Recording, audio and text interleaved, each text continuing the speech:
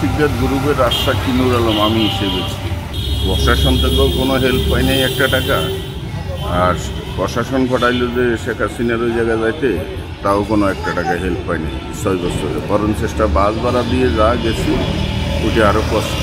আমি তো প্রত্যেকটা মামলাতে আসামিদের শাস্তি করেছি আল্লাহ সর্বনিম্ন যাবজ্জীবন এবং সুপ্রিম কোর্ট বহল ছিল। পুলিশ হেডকোয়ার্টারে পুলিশ আইজিবির কাছে, তারপরে আইজিবি গেলে দেখি যে গণভবনে যান, বহু দৌড়েছি। এইভাবে যদি চলে তাহলে মানুষকে আর রাজসাক্ষী দেবে? কখনো না। মানে আপনি কি গেছিলেন সাহায্য চাইছেন? বহু 6 বছর ঘুরছি। 6 বছর ঘুরছেন? হ্যাঁ, কেউ দেয়নি। পুলিশের হেডকোয়ার্টার থেকেও দেয় নাই এবং শেখ হাসিনা সরকারও দেয়নি।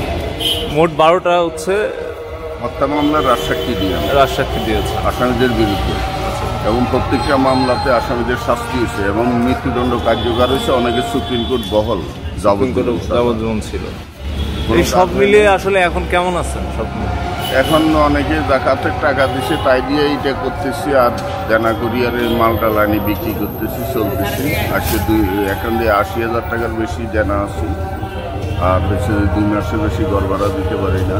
এই হচ্ছে জীবন। আপনি তো আলোচিত এরশাদ শিকদারের মানে যে মামলা ছিল, শিকদার গ্রুপের রাজশাক্ষী নূর আলম আমি হিসেবে। আপনি সেই নূর আলম? হ্যাঁ। টোটাল এই যে সমস্ত কিছুর সাক্ষী দেওয়ার পরে ধরেন হচ্ছে সরকার থেকে যে আশ্বাস দিচ্ছিল আপনাদের? আশ্বাস না, ধরেন কোনো সাহায্য পাইনি এই 6 বছর ঘুরে। পরিবারে কে আছে? ছেলে, মেয়ে, স্ত্রী, নিজে। এদের নিয়ে এই ছোট্ট একটা ব্যবসা করেন, এই সংসার চলে? ব্যবসা বললাম না যে 80,000 টাকার উপরে দেনা 2 মাসে। আপনার দেশের বাড়ি কই? জন্মস্থান চিটাগাং, তারপরে বড় হয়েছি খুলনাতে ছিলেন। ওই সময় কোনো একটা ঘটনা বলবেন? ধরেন হচ্ছে এই সময় এরশাদ শিকদার মামলাতে রয়েছে না, সবগুলো তো ডকুমেন্টস আছে। এখন যে হচ্ছে ঢাকায় থাকেন, কত বছর ধরে এই জায়গায় আছেন? হয়তো জেল থেকে বাইরে হওয়ার 7 রাতে আমি ঢাকা চলে আসছি। ঢাকায় চলে আসছেন।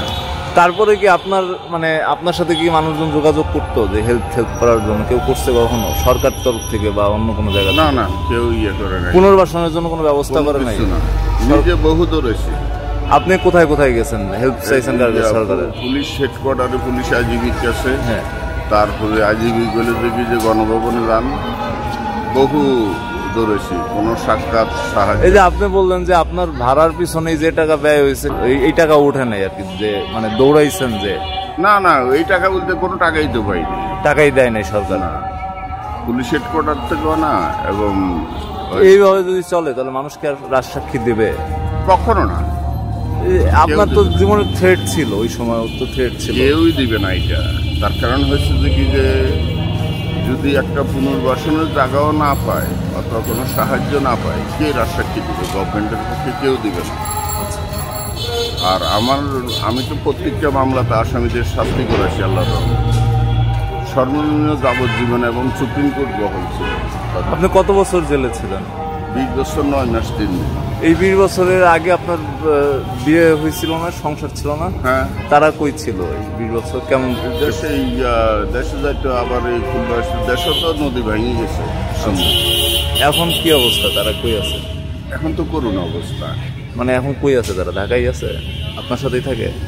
এক করুণ অবস্থায়। আপনার কয় ছেলে মেয়ে? এক ছেলে। এরা কি সবাই লেখাপড়া করতেছে নাকি কাজ? না, ওই সমস্ত নাই, ওইগুলো কিছুই না। প্রশাসন থেকেও কোনো হেল্প পাই নাই একটা টাকা, আর প্রশাসন ঘটাইল যে শেখ হাসিনার ওই জায়গায় যাইতে, তাও কোনো একটা টাকা হেল্প পাইনি 6 বছরে। বরং চেষ্টা বাস ভাড়া দিয়ে যা গেছি ওটা আরও কষ্ট। এমন কি মনে করেন সরকার আপনার হেল্প করলে আপনার জন্য উপকার হয়? বিশাল উপকার হয়। আপনার এখন ঋণ আছে কত? আমার ঋণ আছে মোট 1,80,000 টাকা। আর হয়েছে যে আপনার এই আজকে হলুদ, মরিচ আর মাছ এগুলো বাকি আনলাম, আর ঘর ভাড়ার টাকা। এই অবস্থা। আমার বেশি চাহিদা না। আমার ঋণটা শোধ করে যদি আমি নিজের হয়ে নিজে দাঁড়াইতে পারি, এটাই সবচেয়ে বড়। এখন মানে কি করতেছেন এই ব্যবসা কতদিন ধরে? ওই ডাকাতের টাকা দেওয়ার পর থেকে এগুলো করতেছি। কত বছর? প্রায় 6 বছরের মতো। 6 বছর ধরে। তার আগে কি করছেন? তার আগে তো জেলেই ছিলেন 6 বছর। জেলেই ছিলেন 6 বছর। জেল থেকে বাইরে হওয়ার পরে